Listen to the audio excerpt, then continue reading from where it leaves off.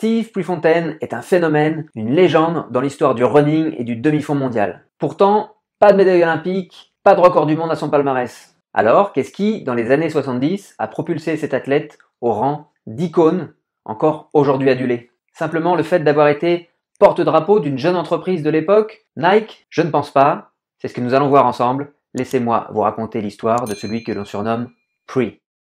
Steve Roland Prefontaine voit le jour le 25 janvier 51 à Coos Bay, petite ville portuaire du nord-ouest des États-Unis, à l'embouchure de la Coos River, dans l'Oregon. C'est une ville rude, une ville de pêcheurs, de soudeurs, de bûcherons. Steve est issu d'un père charpentier, Raymond George Prefontaine, et d'une mère couturière, Elfriede Anna Marie Sennholz, une jeune Allemande rencontrée en Allemagne, juste après la Seconde Guerre mondiale. Le petit Steve vit une enfance heureuse, voire idyllique, aux côtés de sa demi-sœur Nita et de sa petite sœur Linda, au 9 de la Nail Ward Street. Une jeunesse sans histoire, mais le gamin pourrait être qualifié d'hyperactif. Il aime les scooters, les voitures et le sport. Au collège, il fait partie de l'équipe de football et de basketball, même s'il n'est pas souvent sur la feuille de match. Il est jugé trop petit, 1m52 à cette époque, et pas assez rapide. Je pesais 90 livres, donc le football c'était du suicide. J'avais essayé le basket et je n'étais pas bon. J'allais finir dans la rue, l'athlé était un dernier recours. En effet, sa voie, il la trouve à la fin du collège, lors d'un stage de préparation physique.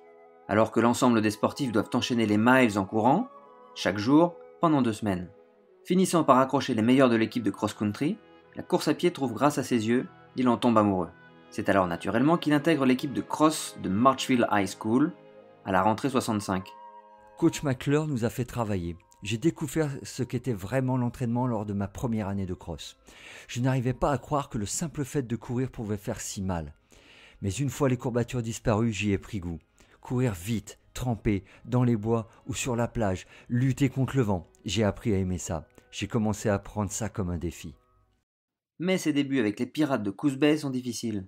Certes, de 7e homme de l'équipe, il se hisse rapidement en 3e position, mais les premières compétitions arrivent vite et sa 53e place au championnat de cross-country de l'Oregon et surtout son 5 minutes 1 seconde au mile sont assez médiocres. Heureusement, le gamin apprend vite et après une année complète d'entraînement, il termine 6e des championnats de l'Oregon de cross à l'automne 1966. Son entraîneur, qui a décelé en lui un gros potentiel, lui impose un programme d'entraînement estival, pendant que les autres se reposent. Il faut dire que le coach a de l'expérience et de la suite dans les idées. Walt McClure a été formé par Bill Bowerman, le célèbre entraîneur de l'Université de l'Oregon et cofondateur de Nike. Et le propre père de McClure a couru sous les ordres du non moins célèbre colonel Bill Hayward, celui qui a donné son nom au stade de Eugene, le Hayward Field. Et le bougre de McClure avait raison, car la fin de l'année 67 marque l'éclosion du petit Steve, désormais lycéen. Il remporte en effet une première victoire à l'Oregon State Cross Country Championships en fin d'année. Et sur sa lancée en 68, lors de la même saison universitaire 67-68, il réalise un encourageant 9:1.3 sur 2 miles à Corvallis, ce qui représente l'équivalent de moins de 8 minutes 24 sur 3000 mètres à 17 ans. Phil Pershon, le coach adjoint de McClure, est chargé de lui concocter des séances spéciales adaptées à son potentiel. Si la saison 67-68 est celle de son éclosion, 68-69 est celle de la confirmation.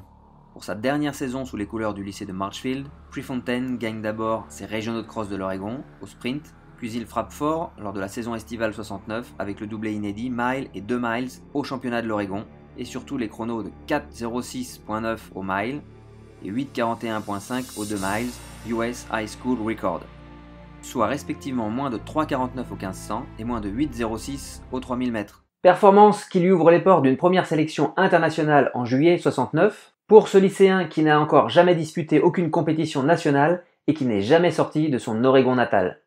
Lors de ce match USA-URSS Commonwealth à Los Angeles, il mène une bonne partie de la course pour ne finir que 5e. Puis il enchaîne avec 3 rencontres internationales à Stuttgart et à Londres, d'où il rapporte une expérience précieuse et quelques crans d'arrêt qu'il va revendre aux petites frappes de Coos Bay. Il faut bien vivre, hein. Ces sélections sont-elles un virage dans sa carrière? Eh bien selon moi, non. Le véritable virage, il va le prendre en choisissant son université. Courtisé, voire harcelé par toutes les universités des États-Unis, Steve ne veut pas quitter l'Oregon. Et même s'il ne connaît pas plus que ça Bill Bowerman, il voit bien que c'est à Eugene que vont les meilleurs demi-fondeurs du pays. J'avais toutes ces piles de lettres d'autres écoles et rien de Bowerman. Puis j'ai reçu une note écrite de sa main. Je pouvais à peine la lire. Elle disait que si je venais en Oregon, il ferait de moi le meilleur coureur de fond de tous les temps. C'est tout ce que j'avais besoin d'entendre. Il ira donc à l'université de l'Oregon à la rentrée, à 2 heures de chez lui. En attendant, il termine sa dernière année de lycée en obtenant la note de C, moyen, tout en travaillant soir et week-end dans une station-service, à temps partiel chez un assureur, en allant 2 fois par semaine à un cours pour devenir maître nageur et en étant DJ à la radio locale. Je vous l'avais dit, hein, un peu hyperactif le garçon. Steve entre donc dans la cour des grands en septembre 69 et le freshman s'entraîne désormais sous la houlette du célèbre Bowerman. Mais qui est donc ce Bill Bowerman ? On le connaît aujourd'hui surtout comme cofondateur de Nike. Mais c'est avant tout un entraîneur de renom. En 24 ans, ces hommes de l'Oregon, comme on les surnomme, ont remporté 24 titres individuels de la NCAA et 4 titres NCAA par équipe, en 62, 64, 65 et 70, avec dans ses rangs pas moins de 33 Olympias. Et quand Steve Prefontaine débarque à Eugene, Bowerman est aussi en charge du demi-fond américain, en vue des JO de Munich. Visiblement, la collaboration est prometteuse, et les médias ne s'y trompent pas. Steve fait la une de Track and Field Magazine dès novembre 69 et de Sport Illustrated en juin 70. Dans ce numéro du célèbre magazine, l'article titre « Le petit nouveau et le grand gourou ». Âgé de 19 ans seulement, mais doté de vitesse, d'endurance et d'un entraîneur avisé, Steve Prefontaine pourrait s'avérer être le meilleur de tous les temps. Bon, tout ça, c'est pour la com, car l'arrivée chez les grands ne s'improvise pas. Et la saison 69-70 sera celle de l'apprentissage. Le début de saison rime avec championnat de cross et le national NCAA fin novembre 69 pour Steve Prefontaine, avec pour la première fois le maillot des Ducks de l'Oregon sur les épaules. À New York, au cœur du Bronx, il prend la 3e place. L'été venu, il termine 3e du meeting de Eugene, à domicile, mais en passant sous la barre des 4 minutes au mile pour la première fois, en 3 minutes 57 secondes et 4 dixièmes, ce qui le classe directement parmi les meilleurs américains. Et lors de l'AAU Track and Field Championships, il prend la 5e place sur le 3 miles, en 13,26, ce qui équivaut à moins de 13,56 sur 5000 mètres. Pas mal, mais tout change la saison suivante. Les nationaux de cross en novembre 70, il les gagne. Les nationaux AAU 71, il les gagne sur le 3 miles. Le match USA-URSS 71, il le gagne sur 5000 mètres, avec un record des USA à la clé. Les Jeux panaméricains 71, il les gagne aussi sur 5000 mètres.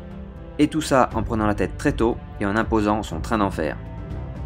Sa fraîcheur et sa spontanéité séduisent. Sa façon de prendre systématiquement la tête des courses impressionne. Des chants « Pre, Pre, Pre » résonnent dans les stades.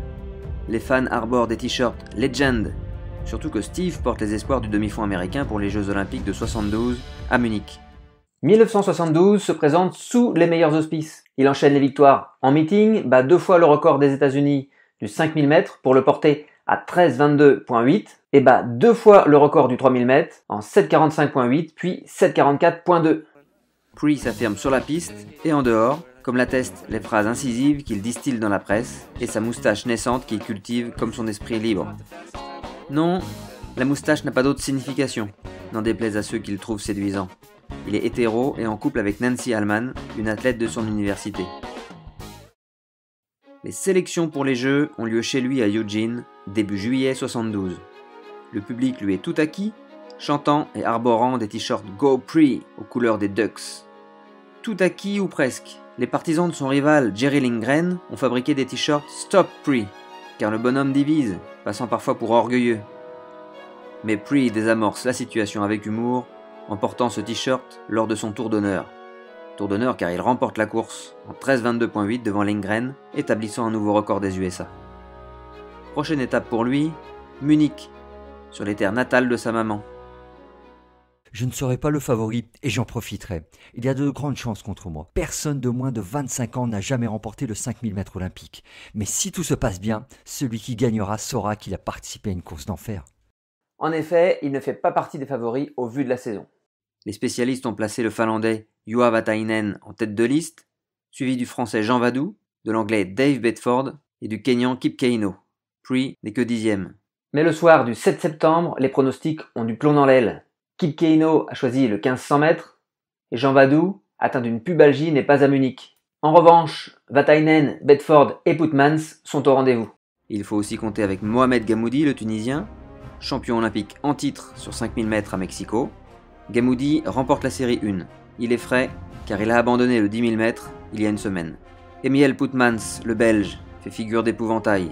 Il remporte la série 2, la plus rapide, poussée et testée par un certain Steve Prefontaine.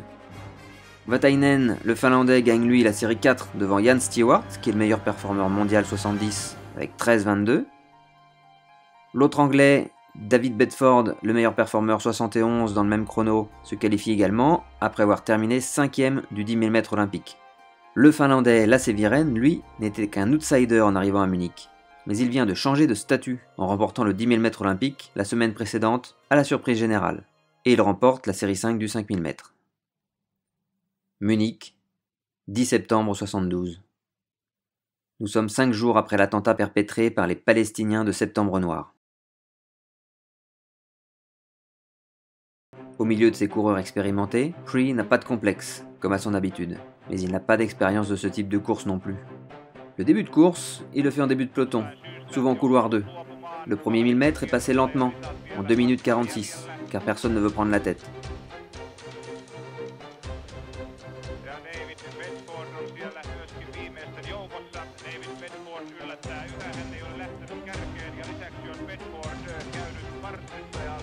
Le deuxième kilomètre est aussi lent, passage en 5,32 au 2000, et la nervosité augmente.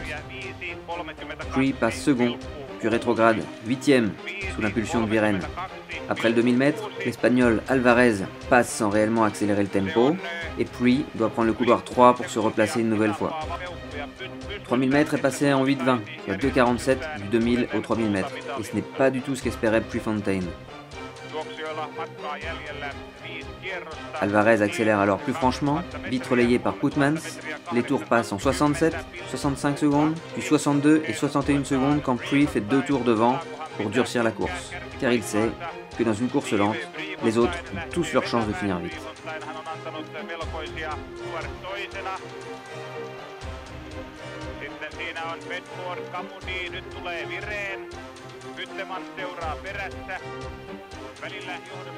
L'allure s'est franchement élevée et Prix fait une première sélection en passant le 4000 en 10,59, soit 2 minutes 38 secondes sur le 4e et avant-dernier kilomètre.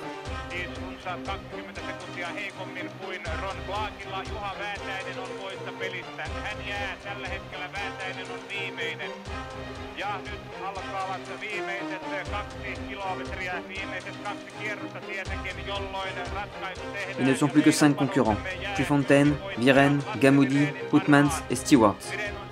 Viren passe à l'attaque à 2 tours de l'arrivée, mais Prix repasse dans la ligne d'en face, plutôt que de rester dans le groupe de 5, fidèle à sa réputation.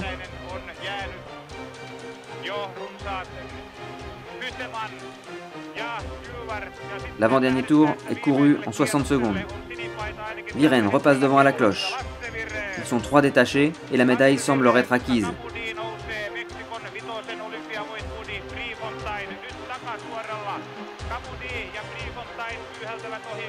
Prix refait un énième effort dans la ligne opposée, sans parvenir à faire la différence.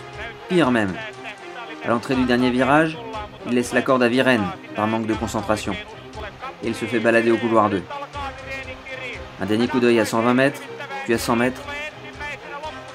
Prix commence à payer ses efforts à répétition. Il sait, il voit les Anglais en chasse. Et Jan Stewart, qui comble l'écart inexorablement, vient sauter Prefontaine sur la ligne. Dans le dernier 300, je me suis fait couper la route 2 fois. À 300 mètres de l'arrivée, Gamoudi s'est placé juste devant moi au moment où j'essayais de démarrer. J'ai essayé une dernière fois à la sortie du dernier virage et la même chose s'est produite. C'était fini pour moi. Lasse Viren remporte donc un doublé 5000-10 000 historique. Prix, lui, a surtout été battu par lui-même et un début de course trop lent, car côté entraînement, il pensait être au top et en mesure de rivaliser. J'étais en forme jusqu'à la dernière semaine, mais la tragédie israélienne m'a beaucoup affecté émotionnellement. Je n'avais presque plus envie de concourir. Maintenant, Prix doit faire le choix de continuer ou non. Il sait qu'il va encore progresser et il a pris la décision d'être dorénavant plus agressif en course. Mais a-t-il envie de faire les sacrifices nécessaires pendant 4 ans ? S'il y a quelques progrès dans l'organisation olympique, Et si j'arrive à trouver un travail qui me permette de m'entraîner, je vais très probablement essayer de participer aux Jeux de 76. Je vis avec 105 $ par mois. Pour continuer à courir après mon diplôme, je vais devoir trouver un emploi qui ne soit pas du type 8 heures par jour. Je ne veux pas qu'on me donne tout, mais je ne peux pas non plus cumuler travail et entraînement. Mais Steve a encore quelques mois devant lui pour préparer son avenir, car il va représenter encore pour quelques mois l'Oregon University jusqu'à l'obtention de son bachelor en communication. Alors en 73, Prix va courir beaucoup. Certes, pour la première année, il va faire l'impasse sur la saison de cross. Mais dès le mois de janvier, il reprend en salle avec de brillantes victoires à Los Angeles et Portland et un record US sur 2 miles. En mars, Bowerman démissionne de son poste et Bill Dellinger, son adjoint depuis des années, devient le nouvel entraîneur de Prix. Mais rien ne change. Il enchaîne avec 15 victoires d'affilée sur le mile, le 2 miles et le 3 miles lors des rencontres universitaires. Il remporte de nouveau le titre NCAA et le titre AAU sur 2 miles. Pas mal pour une année post-olympique. Cette série de victoires ne sera interrompue que par Dave Wottle sur le mile, chez lui à Eugene. En courant comment à votre avis ? En prenant la tête dès que le lièvre s'est écarté, n'explosant que dans les 200 derniers mètres. Une défaite certes, mais dans l'excellent chrono de 3,56.4, record personnel, contre un super 3,53.3 pour Wottle. Puis la fin de saison estivale 1973 sera rythmée par une grande tournée européenne sous le maillot des USA, saison au cours de laquelle il s'endurcit au contact des meilleurs, avec Montréal en ligne de mire. À Helsinki sur 5000 mètres, il termine deuxième derrière Emil Putmans, avec 3,22.4, nouveau record des USA. Enfin, ses 3 dernières courses sous le maillot citron et vert des Ducks de l'Oregon, il les fera en cross-country lors du championnat de conférence du Nord, la finale de conférence Pac-12 et le championnat NCAA, toutes remportées avec panache. Prix est maintenant diplômé et la fin de saison 73-74 qui commence marque un tournant dans sa vie car il va devoir travailler. Car personne ne peut vivre de l'athlétisme à cette époque. Celui qui a désormais troqué le maillot citron et vert des Ducks de l'Oregon contre le maillot blanc et vert de l'Oregon Track Club de Eugene peste contre l'AAU, fédération américaine qui exploite l'image des athlètes, leur pose beaucoup de contraintes et ne leur apporte rien à part une petite rente de 3 $ par jour. Je ne sais pas si je veux faire le sacrifice personnel pour Montréal. Il y a aussi un sacrifice financier. Je suis fatigué d'être fauché. Il n'y a aucun moyen pour moi d'être aussi bien préparé que les Européens. Mon gouvernement ne s'occupe pas de moi. Je ne peux pas aller m'entraîner en Amérique du Sud pendant l'hiver pour faire tout ce foncier. Je dois faire ce que je peux sous la pluie. Prix hésite entre partir en tournée en Europe à l'été 74 en vue de préparer Montréal ou de passer pro. Car passer pro, à l'époque, est synonyme de renoncement aux Jeux Olympiques. Et Steve n'a visiblement pas renoncé à Montréal, à tel point que début 74, il décline un contrat pro avec l'ITA et une manne de 200 000 $ qui l'accompagne.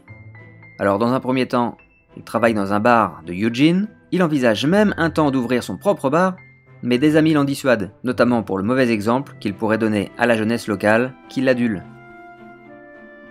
Heureusement pour lui, le destin a mis sur son chemin 2 personnes qui vont lui permettre d'allier travail et entraînement. Bill Bowerman, son désormais ancien coach, et Phil Knight, un ancien coureur des Ducks, qui ont fondé en 62 une petite entreprise d'importation de chaussures du Japon, la Blue Ribbon Sport. Les affaires se portent bien au niveau local et ils ont même entrepris de fabriquer leurs propres chaussures. En 1972, Blue Ribbon Sport est rebaptisé Nike et la notoriété grandissante de Prix va être un tremplin idéal pour la diffusion de la nouvelle marque à la virgule. Prix devient donc le premier athlète porte-parole de Nike. Il n'est pas officiellement le premier athlète sponsorisé par Nike, comme on peut souvent le lire. Parce qu'à l'époque, la fédération et le CIO interdisent ce type de pratique dans le monde amateur. Le premier athlète officiellement sponsorisé par Nike fut le fantasque tennisman Ilie Nastase. Mais il lui est néanmoins attribué une aide de 5 000 $ par an pour contribuer à ses dépenses de déplacement, de stage et de tournée à l'étranger. Et surtout, Nike lui propose un poste de directeur national des affaires publiques, faisant de lui l'ambassadeur officiel de la marque auprès des autres athlètes, coachs, universités et délégations nationales d'athlétisme. Et attention, ce n'est pas un emploi fictif. Steve aime le travail bien fait, quel que soit le domaine. Les chaussures de Bowerman, il les connaît bien. En 72, Il porte déjà des pointes maison faites par le vieux Bill, aux couleurs des Ducks. Et depuis 72 et les sélections olympiques de Eugene, il porte également les Nike Cortez, premier modèle de cette nouvelle marque. Alors, avec Geoff Hollister, numéro 3 de Nike et responsable du Blue Ribbon Sports Store de Eugene, ils sillonnent l'Ouest américain pour présenter leurs produits, prenant le temps de discuter avec les élèves et les athlètes, prenant le temps de courir avec eux. Et quand il est au Nike Store de Eugene, il prépare des colis et envoie des chaussures aux 4 coins du monde, accompagné d'un petit mot et d'une carte de visite. Et la course dans tout ça? Eh bien, l'année 74 commence par 2 records US consécutifs sur le 2 miles pour le porter à 8:20.4. Puis au printemps, il enchaîne 7 victoires en meeting dont la plupart sont alimentaires, hormis le 10 000 mètres de l'Oregon Twilight, lors duquel il bat le record des USA, avec au passage aussi le record US du 3 miles. Je vais commencer à me concentrer sur quelques records du monde maintenant, indique-t-il sans complexe à la presse. En effet, il va passer juin et juillet 74 en Europe, entre meetings internationaux, World Games d'Helsinki et July Games de Stockholm.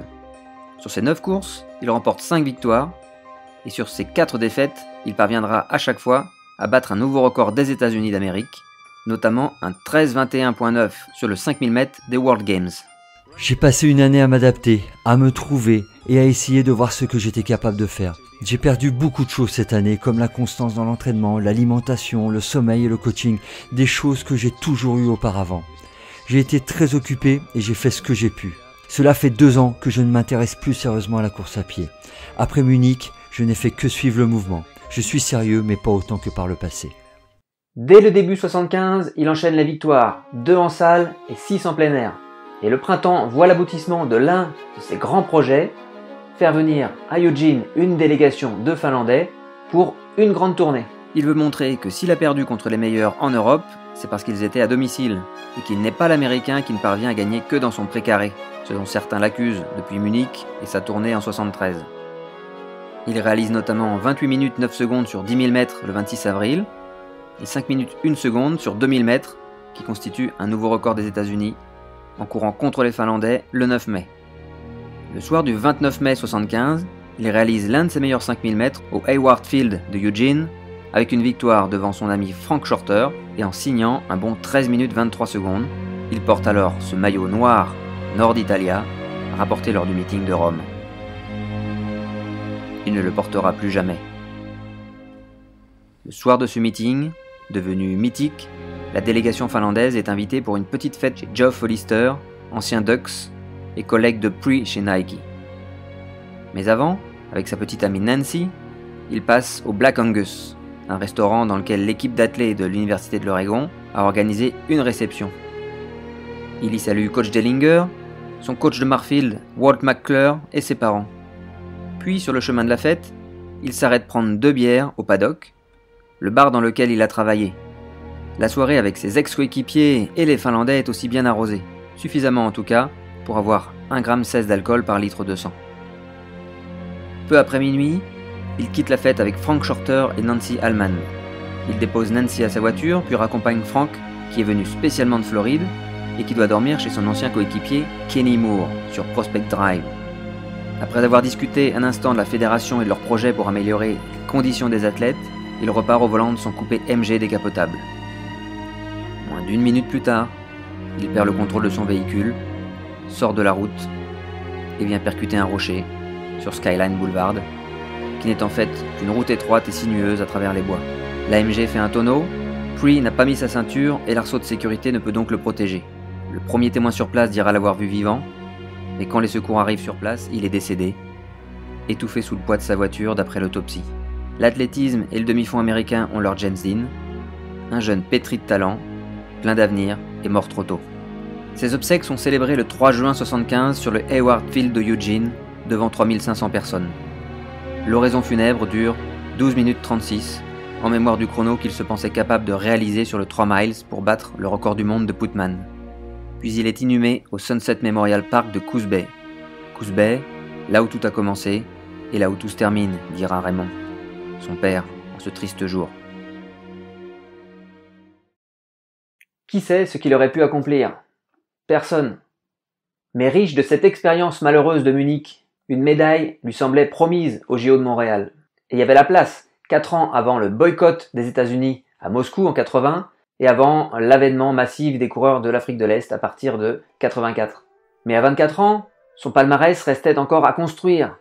Et ce ne sont pas ces records des États-Unis du 2000 au 10 000 mètres qui l'ont fait rentrer au panthéon de l'athlétisme mondial. Sans doute est-ce plutôt le personnage attachant, un peu grande gueule, mais fidèle en amitié, généreux dans l'effort et généreux dans la vie. Car ses combats ne sont pas restés vains. Il a mis sa notoriété au service des athlètes pour défendre leur droit à gérer leur saison par eux-mêmes, à se professionnaliser, tenant tête à l'Amateur Athletic Union, fédération au règlement désuet et rétrograde. En 1978, une nouvelle loi sur le sport olympique retire à l'AAU ses prérogatives sur la gestion de l'athlétisme, jetant les bases de la future USA Track and Field. Et Prix n'y est pas étranger. Son empreinte reste encore palpable partout dans le monde. Pas une boutique Nike sans son portrait. Pas un club de fond aux USA où le coach ne fait pas référence chaque semaine à une qualité de Prix, à une citation qui lui est attribuée. Vous l'aurez remarqué, je n'ai pas encore évoqué ces fameuses citations. Comme tout personnage mythique, on en a certainement rajouté au fil des années, et peu de citations peuvent lui être attribuées avec certitude. Au cours d'une intervention devant des étudiants, on sait qu'il a prononcé « To give anything less than your best is to sacrifice the gift ». Donner moins que le meilleur de vous-même, c'est sacrifier votre don. Beaucoup d'autres collent parfaitement au personnage, sans source fiable, comme « Le meilleur rythme est un rythme suicidaire, et aujourd'hui est un bon jour pour mourir ». Ou encore « Beaucoup de gens font une course pour voir qui est le plus rapide, je cours pour voir qui a le plus de courage, qui peut se punir à un rythme épuisant, puis à la fin se punir encore ». Personnellement, je retiens de tout ça qu'un gamin, d'un patelin paumé, petit, frêle, avec une jambe plus courte que l'autre, peut devenir une légende de la course, à force de courage et d'abnégation. Prix Lives. You can look at it two ways. You can go over and get international experience, and you can run against these people, and you know what to expect from them, and you know what they can do, and then they'll know what you can do, or you can stay away from them, and then you can let them wonder. Voilà, j'espère que vous avez pris beaucoup de plaisir à regarder cette vidéo et que vous mettrez un petit pouce bleu. Moi, j'ai pris beaucoup de plaisir à la faire en tout cas. Dites-moi dans les commentaires si vous pensez qu'une autre légende de l'athlétisme et de la course peut faire l'objet d'une future vidéo. Enfin, je tiens à remercier chaleureusement Fred Bellouz du podcast Dans la tête d'un coureur qui a gentiment prêté sa voix à Steve Prefontaine. Allez, ciao les coureurs!